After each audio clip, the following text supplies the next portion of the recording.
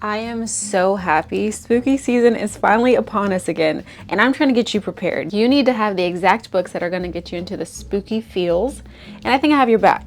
I went through all the books that I read this year and last year, and I feel like I have a really good list of books that you haven't heard about yet, that I personally haven't talked about yet, and I think that they're going to be really good. So buckle up, kids.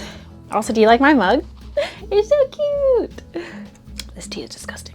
But it's good for me. So let me get my list. I recently just finished Vera Wong's Unsolicited Advice for Murderers, and it was the perfect fall book. It is so funny. It is so outlandish and ridiculous. It is the perfect book to start your fall season. Now, Vera Wong is an older Chinese woman who lives in San Francisco. She runs a tea shop. She loves her job, but it's not really doing that well currently. But she continues her routine. She wakes up at 4:30. She does whatever she needs to, and then she goes back to bed. She lives the same day over and over again. That is until she goes down to her tea shop one morning and she finds a dead man on her floor. Naturally, being the sleuth that she is, she decides to figure out who murdered this man. She believes and she's convinced that it's a murder. He didn't just drop dead in her tea shop. No. This is a murder.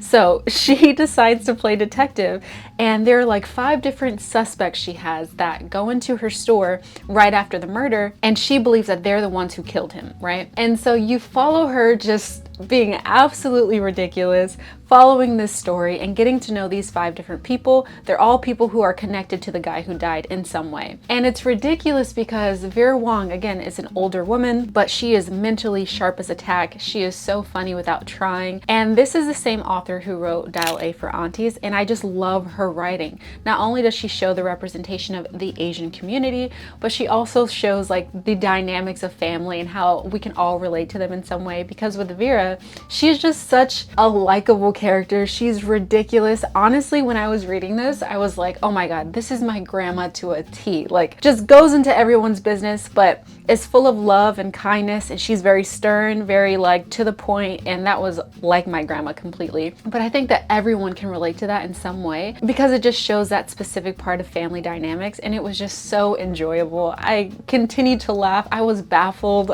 I'm like, Vera, you can't ask these people things, and I feel like that's how you are with your grandparents or like older people in your family. So I think that is such a lighthearted, easy, fun mystery thriller that you can just ease your way into the fall season. Now, I also will say I listened to the audiobook for this. I didn't read the book, even though I do have the book, and I loved the audiobook because they pronounce the Chinese names correctly and they have the accents and like other additional factors that you can't really add when you're currently reading on your own. So I personally really enjoyed the audiobook, and I would recommend doing it that way. But also, if you maybe read along with your book and the audiobook, I feel like that'd be really cool too. So I would recommend that. Book number 2 is a classic of some sort, and I have brought it up before, but it's so good that I definitely think it's perfect for this season. And it's super short, so you can definitely finish it in one day. And that's The Yellow Wallpaper. It's a short, gothic, feminist horror story, and it's a story about a woman who just had a baby, and she's recently diagnosed with temporary nervous depression by her physician husband. So his solution to that was to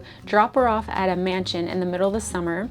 And it's this older mansion that's really like not run down, but very old and not very inviting, and he refuses to allow her to have any hobbies and fear of making her condition worse, right? And I want to read this excerpt that I got from Goodreads because I feel like it perfectly sums up the book, because during this time, again, he doesn't let her have any hobbies, and so she has to hide the fact that she's journaling. It's like the only thing that's keeping her mind sane for a little bit at least, and this is what it says. In a private journal, the woman records her growing obsession with the horrid wallpaper. Its strange pattern mutates in the moonlight, revealing what appears to be a human figure in the design. With nothing else to occupy her mind, the woman resolves to unlock the mystery of the wallpaper. Her quest, however, leads not to the truth, but into the darkest depths of madness, a condemnation of the patriarchy. The Yellow Wallpaper explores with terrifying economy the oppression, grave misunderstanding, and willful dismissal of women in the late 19th century society. And this was first published in January of 1892 in the New England magazine. So again, this is really interesting because this story was super profound. She was definitely one of the first women to really speak out about how men treated women at that time. Anytime like they had a disagreement or they had differing of opinions, they were immediately labeled as hysterical and not within their right mind. Every time they had like some type of opinion or depression or something that contradict what a man thought, that's what they were labeled as. So this was a really profound short story for the time because this issue was finally being addressed. And it's interesting because this woman who wrote the story. She actually went through this in real life. Like, she had a child, her husband dismissed her feelings, and that is how she felt. So I think that just adds another layer of really interesting perspective for that time. So I highly recommend it. It's so good. It's very eerie too. Like, seeing her just kind of descend into this madness because no one is listening to her and she's just isolated. It's a very scary story, but I think it's perfect for fall. Also, keeping in theme for like a short classical book, I would definitely recommend The Lord of the Flies. I read that last year as well. And it's eerie because you can see the human condition deteriorate when you're in a very stressful situation, especially at a young age. And if you're not familiar with the story, it's about this group of young boys who get stranded on an island, and you kind of just watch them descend into animalistic behavior, and it gets really dark really quickly, and you can see how the societal norms that we've created fall apart when you're in a dire situation like that. And I think that is so eerie because you can see how realistic it is. You can see how you might act like that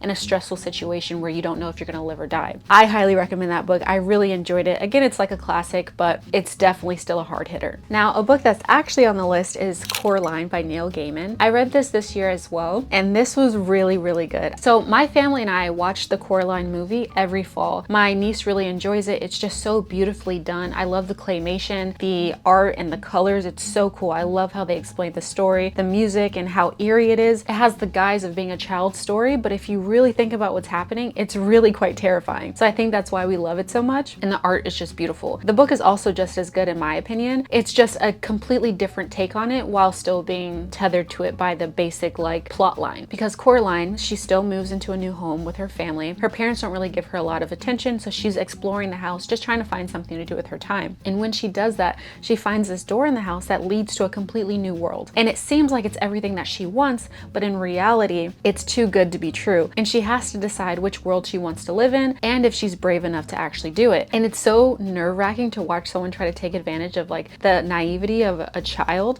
But Coraline is so cool and she's so brave because she knows that this is wrong and she fights for what she wants and she fights for what's right.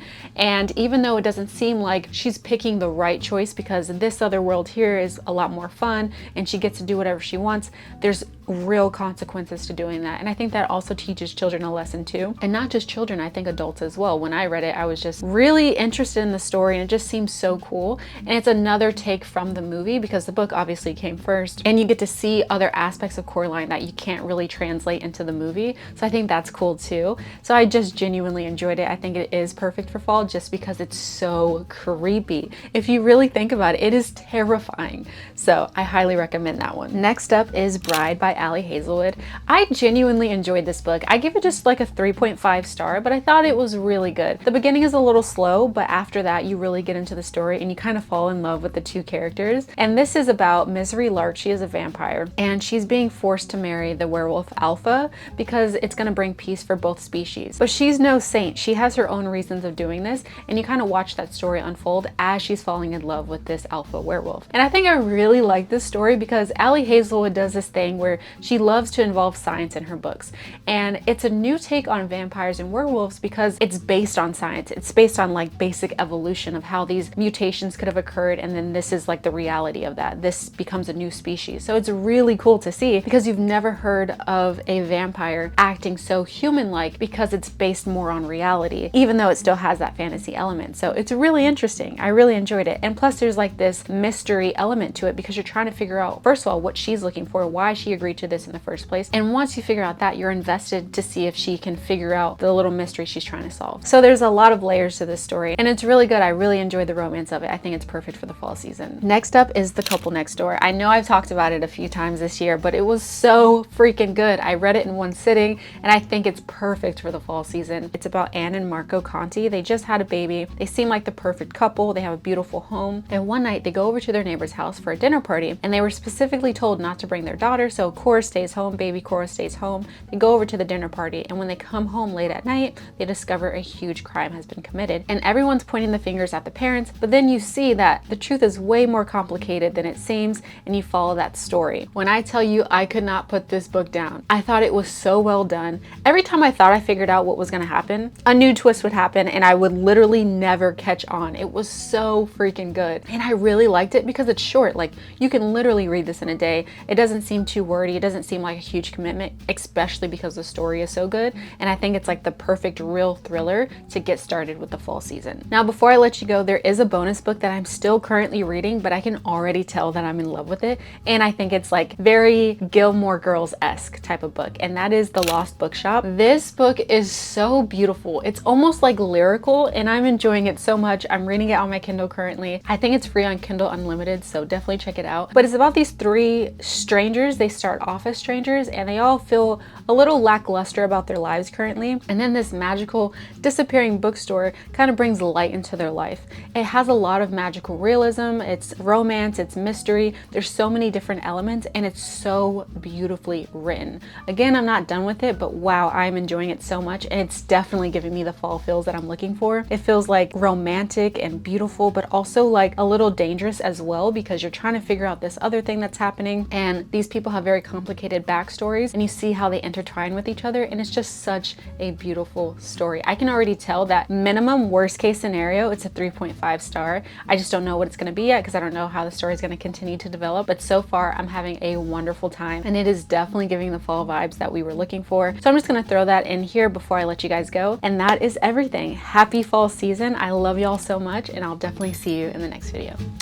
Bye.